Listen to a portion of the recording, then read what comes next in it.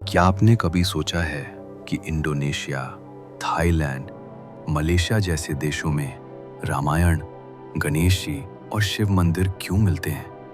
क्या आप जानते हैं, कभी ये देश हिंदू संस्कृति से इतने गहरे जुड़े थे कि वहाँ के राजा खुद को भगवान विष्णु का अवतार मानते थे। आज हम एक ऐसी सच्चाई की परत उठाने जा रहे हैं जो स्कूल की किताबों में नहीं है, लेकिन हमारे इतिहास की असली पहचान है। स्वागत है आपका टाइम टेल्स सिनेमा के नए एपिसोड में। तो चलिए बिना देर किए शुरू करते हैं आज की कहानी।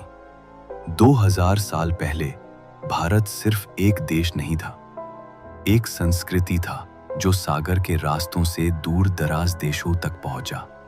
व्यापारियों के जहाज सिर्फ मसाले नहीं ले जाते थे, मंदिर, मूर्तियां, भाषा और देवी देवताओं की कहानियां भी साथ ले जाते थे। और आश्चर्य की बात यह थी, वहां के लोग इन बातों को स्वीकार करते थे, उन्हें अपनाते थे। बाली में आज भी जब सूरज उगता है, लोग सबसे पहले मंदिर में दीप जलाते हैं, जैसे हम भारत में करते हैं। वहां के घरों में शिवलिंग, गणेश जी और सूर्य देव की पूजा होती है, और विवाह में सप्तपदी की परंपरा आज भी निभाई जाती है। इंडोनेशिया के राजा अयोध्या नामक नगर बसाते थे और खुद को चक्रवर्ती सम्राट कहते थे, जो एकदम भारतीय परंपरा है। और सुनिए, 14वीं शताब्दी में एक साम्राज्य था, मजापाहित। उस साम्राज्य का प्रतीक था गरुड़, भगवान विष्णु का वाहन। बाली में आज भी नए बच्चों के नाम होते हैं, कृष्णा, देवा, लक्ष्मण, नारायण। सोचिए, 2000 किलोमीटर दूर, लेकिन संस्कृति वही। और उनकी धार्मिक पुस्तक तंत्रीय हिंदू धर्म भारत के शैव और वैष्णव ग्रंथों पर आधारित है। अंगकोर वाट सिर्फ एक मंदिर नहीं था, वो पूरे साम्राज्य की धड़कन था। हर सुबह वहां सूर्य भगवान को अर्घ्य दिया जाता था। राजा सूर्यवर्मन द्वितीय ने इसे बनवाया था और खुद को भगवान विष्णु का ही अवतार मानते थे। यहाँ की दीवारों पर जो उकेरी हुई कथाएं हैं, वो सिर्फ राम रावण का युद्ध नहीं, वो हैं धर्म बनाम अधर्म की शाश्वत लड़ाई। सोचिए, एक देश जहां बौद्ध धर्म बाद में आया, लेकिन जड़ें हिंदू संस्कृति से शुरू हुईं। वहां के बच्चों को स्कूल में सिखाया जाता है, Angkor was built to honour Vishnu. इतिहासकार कहते हैं कि अंगकोर वाट का वास्तुशास्त्र भारत के नागर शैली पर आधारित है। और सबसे सुंदर बात ये थी, धर्म को कभी टकराव नहीं बनाया गया। वहां हिंदू और बौद्ध दोनों धर्मों का समन्वय था, जैसे एक ही दीपक की दो लौ। थाईलैंड में आज भी राजगद्दी पर बैठने वाला राजा राम के नाम से जाना जाता है। अभी के राजा को राम एक कहा जाता है, यानी दशम राम।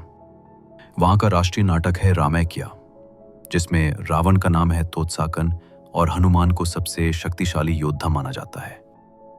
वहां हर साल रामायण फेस्टिवल होता है, जिसमें हजारों कलाकार रामायण की कथा को मंच पर प्रस्तुत करते हैं और हजारों दर्शक इसे श्रद्धा से देखते हैं।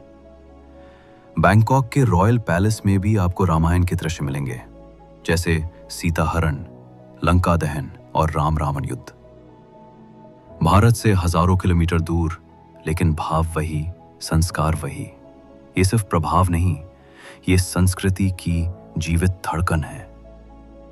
मलेशिया के बातू केव्स की बात करें तो वहां जो भगवान मुरुगन की मूर्ति है, वो 140 फीट ऊंची है और पूरी तरह से सोने की परत में लिपटी हुई है।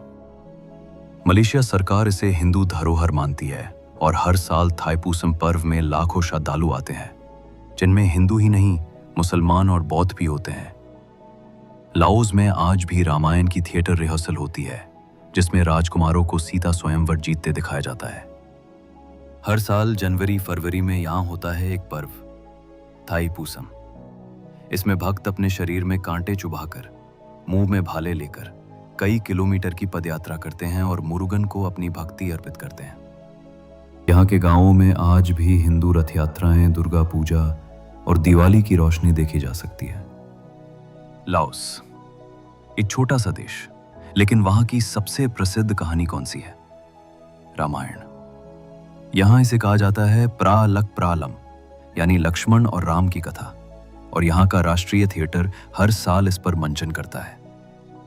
राजा जनक की सभा, सीता का स्वयंवर, हनुमान का लंका जाना, सब कुछ वैसे ही दिखाया जाता है जैसे भारत में, बस भाषा और वेशभूषा थोड़ी अलग होती है। और दिलचस्प बात यह है कि लाओस की मुद्रा किप पर भी प्राचीन हिंदू आकृतियां पाई गई हैं। अब बात करते हैं वियतनाम की, जहां का चाम साम्राज्य भारत से गहराई से जुड़ा था। उन्होंने भगवान शिव की पूजा की और उन्हें कहा जाता था पोनगर, यानी मां शक्ति की शक्ति। वहां के मंदिर समुद्र किनारे बसे थे, पत्थरों को काटकर बनाए गए। आज भी माई सन सैंक्चुरी एक यूनेस्को विश्व धरोहर स्थल है जो पूर्ण रूप से हिंदू शैली पर आधारित है। यहाँ के शिलालेखों में संस्कृत पाई जाती है और मूर्तियों में भगवान विष्णु, ब्रह्मा, नृत्य करती पार्वती, सब उतने ही सुंदर जितने अजंता एलोरा में। इन देशों में हिंदू धर्म कभी धर्म के रूप में नहीं आया, वो आया था एक संस्कृति, एक जीवन शैली के रूप में। वहां के लोगों ने उसे जैसा का तैसा अपनाया और यही थी भारत की असली ताकत। हमारी कथाएं, हमारे ग्रंथ, हमारी परंपराएं उनकी सभ्यता में रच बस गईं। आज भी इन देशों में आपको लोग मिलेंगे जिनके नाम होंगे रामा, सीता, लक्ष्मण, देवी, गणेश, अर्जुन, और ये सब अब उनकी संस्कृति का हिस्सा बन चुके हैं। बेशक समय बदला, धर्म बदले, लेकिन जो संस्कृति दिलों में उतर जाती है उसे मिटाना नामुमकिन है, और भारत ने ये कर दिखाया। समुद्र पार के देशों में मंदिर नहीं, रिश्ते बसाए। तो जब अगली बार कोई आपसे कहे कि भारत सिर्फ एक सीमित देश है, तो उन्हें बताइए, भारत सिर्फ एक भूगोल नहीं, भारत एक विचार है जो आज भी पूरी दुनिया में सांस ले रहा है। दोस्तों, अगर आपको ये कहानी पसंद आई तो इस वीडियो को जरूर शेयर कीजिए। ये सिर्फ जानकारी नहीं, हमारी पहचान है। ऐसी ही अनसुनी, सच्ची और जबरदस्त कहानियां हम लाते रहेंगे टाइम टेल्स सिनेमा पर, सिर्फ आपके लिए अपनी भाषा हिंदी में। तो वीडियो को लाइक कीजिए, कमेंट करके बताइए कौन सी कहानी आप अगली बार देखना चाहते हैं, और चैनल को सब्सक्राइब करना मत भूलिए, क्योंकि हम हैं टाइम टेल्स सिनेमा।